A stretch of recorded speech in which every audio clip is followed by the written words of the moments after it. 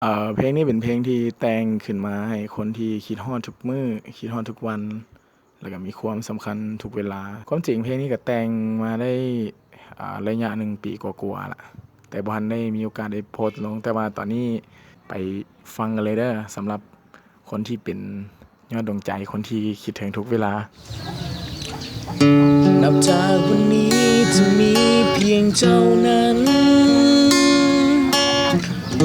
คือสิ่งสำคัญกับคนคนนี้ตลอดไป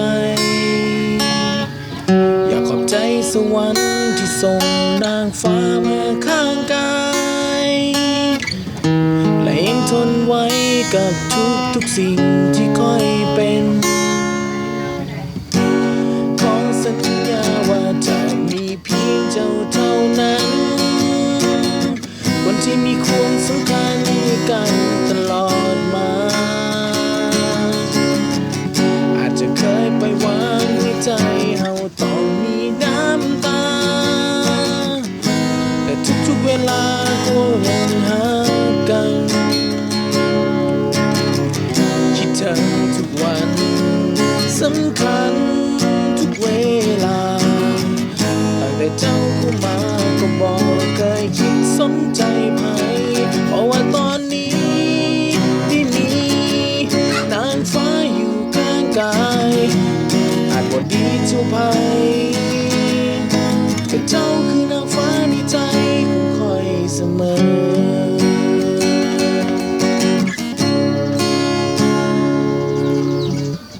นับจากวันนี้จะมีเพียงแต่เจ้า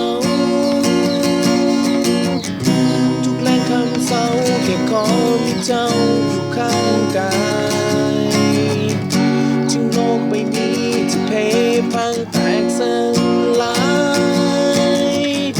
คนที่ข้างกายก็บอกเปลี่ยนไป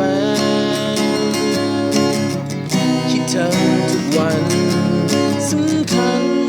ทุกเวลาตั้งแต่เจ้าเข้ามาก็บอกเคยคิดสนใจไหมเพราะว่าตอนนี้ไม่มีนางฟ้าอยู่ข้างกายอาจบ่ดีเท่าไผแต่เจ้าคือนางฟ้าในใจของคอยเสมออาจบ่ดีเท่าไผแต่เจ้าคือนางฟ้าในใจของคอยเสมอ